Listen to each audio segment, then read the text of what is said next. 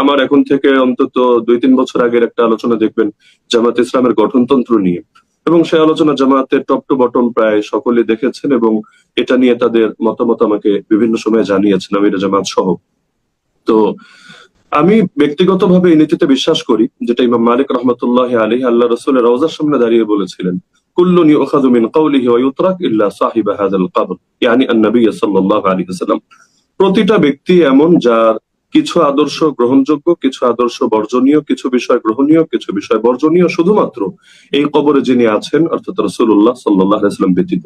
সুতরাং ভুল ত্রুটি সবারই থাকবে। জামায়াত ইসলামের গঠনতন্ত্র ইতিমধ্যে 22 বার সংস্কার করা হয়েছে। বাংলাদেশ জামায়াত ইসলামীর যে গঠনতন্ত্র আছে, আপনি খুললে দেখবেন 2019-এ সর্বশেষ 22তম এডিশন প্রকাশিত হয়েছে। তো 22 বার সংশোধন হওয়ায় কিন্তু এটা প্রমাণ করে আগামীতেও আরো অন্তত 22 বার ন্যায়ের দ্বিগুণ 10 গুণও সংস্কার হতে পারে। তো সুতরাং যেখানে ভুল থাকবে সেটা নিয়ে আলোচনা না হলে সংস্কার আসবে কিভাবে?